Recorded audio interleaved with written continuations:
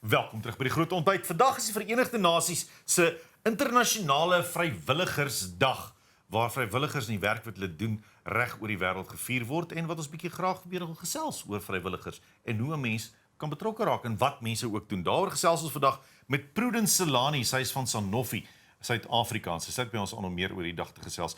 Good morning, Prudence. Good morning. It's lovely having you here this morning. Let's start off with Volunteers Day, International Volunteers Day. What is the day about?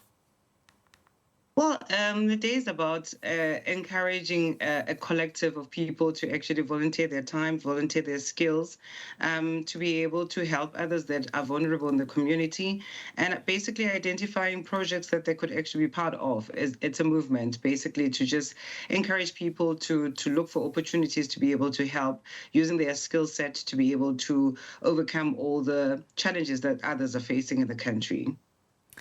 What is the theme of the United Nations Volunteer Day this year? Well, the theme for this year is basically titled Building Equal and Inclusive Society. And I like it because it resonates, right? Because it brings the power of collective action if everyone gets involved in actually helping the community to be able to challenge themselves and be able to help, especially in the medical space. There's so much that we can do to be able to help the community.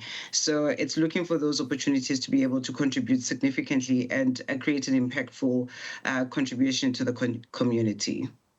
You guys at Sanofi, South Africa, is like you referred to now in the medical space. You've done some volunteering, you've done some projects as well. Yeah, I love it because, it's actually like we chose a community in Pretoria, which in Mamelodi, where we've partnered with an organization called Internasionale Resource Center. They basically are a youth community center, and their philosophy is actually really interesting because they're looking for families that have youth within the family, because they believe that if they change a person's life, a young person's life, they've changed the whole entire family and they've also changed the community. So instead of leaving the kids idling on the streets, they look for opportunities for them to give them the skill they need to be able to be employable, and also mentorship programs that would allow them to be able to look for better opportunities. And more importantly, and you'll actually be surprised that some of the kids don't even know what they want to do after post-matric. So those engagement with the youth actually gives them an opportunity to be able to look beyond just their surroundings and gives them hope in terms of what is available for them for the future. How do I know which organization or place to join to start volunteering? So if I'm someone watching this morning and thinking, okay, I want to get involved, how do I know where to start? Well, there's so many opportunities. I tell you, there's a far greater need. You can go to a school in a township that you probably know, or a school that you went to, and be able to select a few students that you can mentor. There's always an opportunity to be able to mentor the youth, especially because we always think that the youth they haven't figured out in terms of what they can be able to do after they matriculated school. But there's so much that they don't know. There's so much that they're not exposed to, and that's one of the initiatives that you could be part of, because you're utilizing the skill that you have to be able to impart it with the youth that is really vulnerable at that stage, and they don't know what future aspiration they should be part of. Or you can look for an orphanage home that you can contribute your time and be able to get to know more within the community that you live in, how what you can be able to do and contribute towards. So there's always opportunities that you can actually tap into and get involved. I love what you said. In your community, there's also always an opportunity. And that's a nice thing about volunteering. You don't have to travel to a different province or go to a poor country somewhere in the other side of the world.